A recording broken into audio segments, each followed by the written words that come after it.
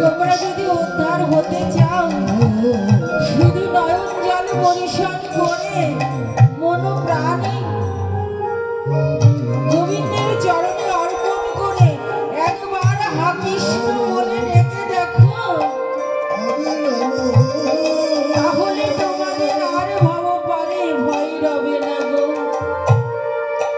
বাবু এই কৃষ্ণ নাম ছাড়া জীবের গতি নাই গো। তাই যতটুকু ভাবে আছি গো, যতক্ষণ আছি শুধু বদন ভরে কৃষ্ণ নামে গাও গো। নিতাই গৌর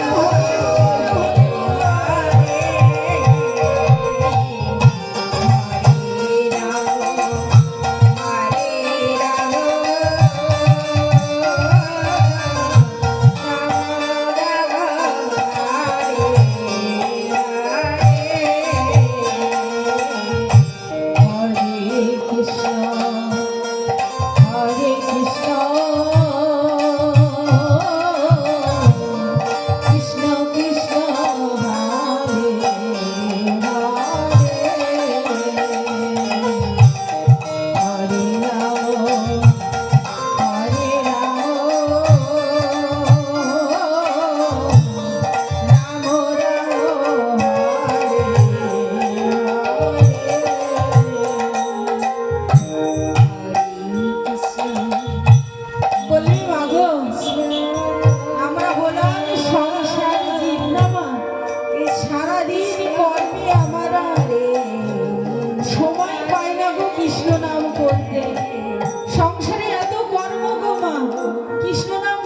সময় আছে। সারাদিন ধরে বাবারা বাইরে কর্ম করতে যায়, মায়েরা সংসারের কর্ম করে, কিন্তু গৌর সুন্দর বলেন তাতে ক্ষতি নাই গো। হাতে কর্ম করো, বদনে কৃষ্ণ নাম বলো, তাতেও দেখবে তোমাদের সকল পাপ এই কৃষ্ণ নামে দূরীভূত হবে। তাই হাতে কর্ম করো মা, তাতে ক্ষতি নাই, কিন্তু বদনে কৃষ্ণ নাম করতে ভুলো না। নিতাই গৌর হরি বল।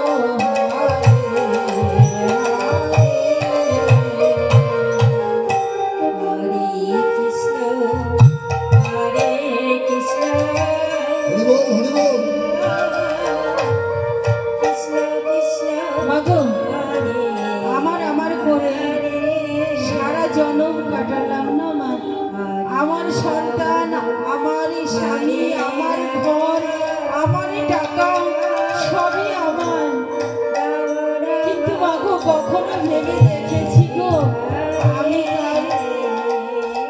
কোথা থেকে এসেছিলাম, আবার কোথায় যাব? যাদের আমার আমার ভেবেছিলাম, ও মা আমি যখন যাব তারা কি আমার সঙ্গে যাবে গো? এত টাকা পয়সা ধন সম্পদ কিছু কি আমার সঙ্গে নেবে গো?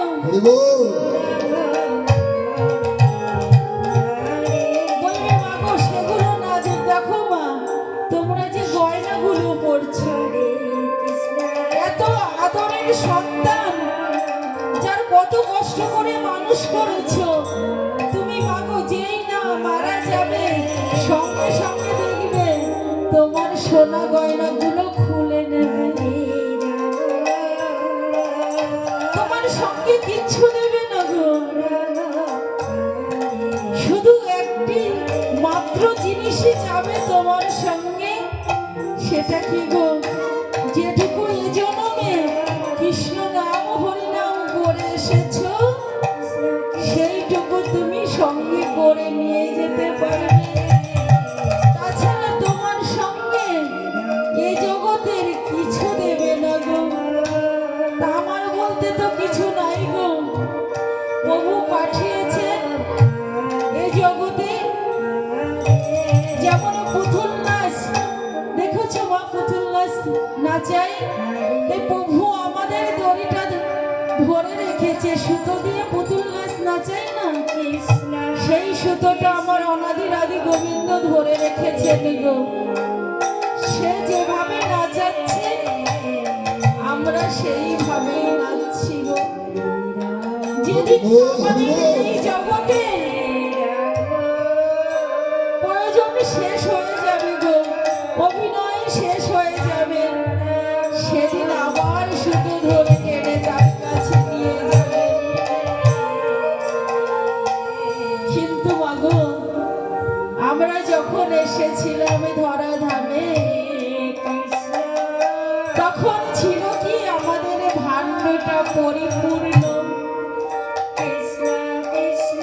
কিন্তু এই যে মায়ার খেলা খেলতে খেলতে এই ভাণ্ড করে ফেলেছি গো খালি। নিয়ে এসেছিলাম পুণ্য, যাবার সময় যদি খালি নিয়ে যাই গো,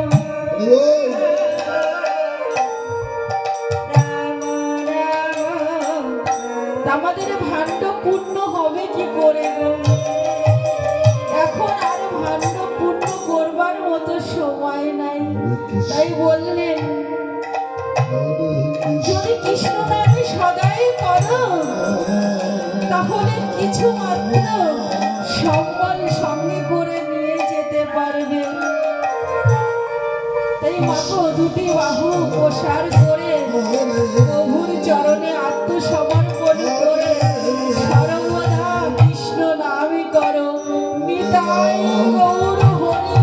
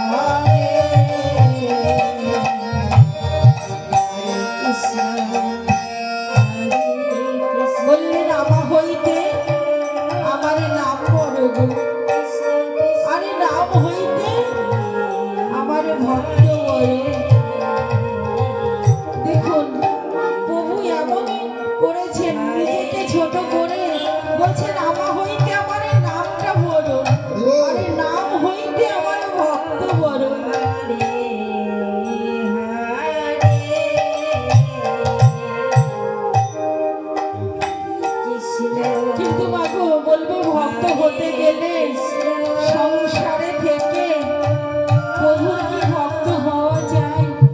সংসারে এত তিতাব জ্বালা,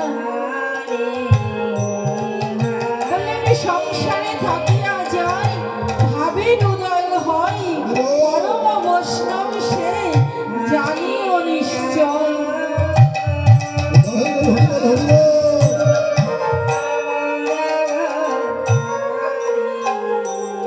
কিন্তু সংসারে থেকে ভাবের উদয় হয় গো মা, কিন্তু যদি কারো মনে কৃষ্ণ নামে পরে মনে কোনো হিংসা আসে, অহংকার আসে, প্রভু দ্বারে কি করে দেবে?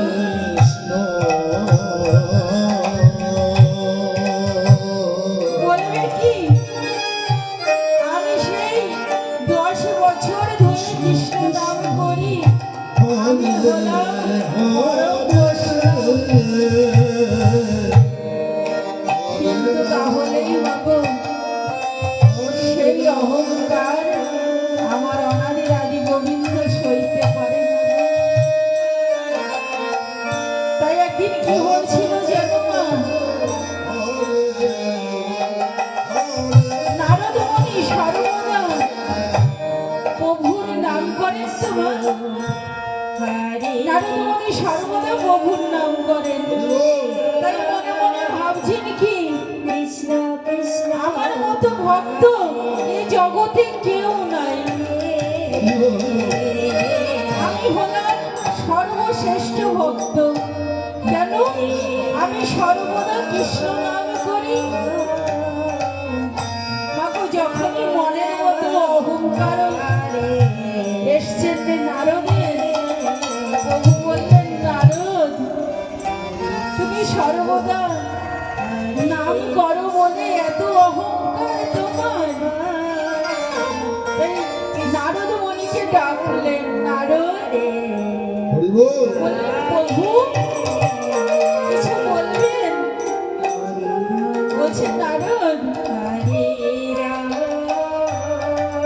তোমার এক মুষ্টি সরিষা দিলাম হাতে, এই সরিষাটা নিয়ে ত্রিভুবন একটু ঘুরে আমার কাছে এসো, কিন্তু সরিষার একটা দানাও যেন মাটিতে না পড়ে। বলছেন প্রভু গো এইটুকু কাজ আমি এক্ষুনি ত্রিভুবন ঘুরে তোমার চরণে আসিব। নারদ বললে হাতে এক মুষ্টি সরিষা দিয়েছেন গো। নারদ মুনি এক মুহূর্তে ত্রিভুবন ঘুরে এসে বলছেন প্রভু চেয়ে দেখুন একটা সরিষার দানাও মাটিতে পড়ে। প্রভু বললেন জানি তো যে একটা সরিষার দানাও মাটিতে পড়ে। আচ্ছা নারদ তুমি যেই সরিষার দানা নিয়ে ত্রিভুবন ঘুরে আসলে, সেই আসার সময় যেটুকু সময় লেগেছে তুমি আমার নাম কবার করেছো? প্রভু গো এ কি বলছো? আমার তো সরিষার দিকে নজর ছিল যাতে সরিষা না পড়ে যায়, আমি তো তোমার নাম করিনি প্রভু। বলছেন নারদ তুমি সামান্য কটা সরিষার জন্য আমাকে ভুলে গেলে? যে দেখো জগৎবাসী সারাদিন সংসারে জ্বালাই জ্বলে, তবু দিন অন্তে একবারও আমার নাম করে। আর তুমি কটা সরিষার জন্য আমায় ভুলে গেলে। তাহলে মাগো যারা সংসার করে গো তারাও প্রভুর চরণ পেতে পারে। তাই বললেন সংসারে থাকিয়া যার ভাবের উদয় হয়, পরম বৈষ্ণব সে জানিও নিশ্চয়।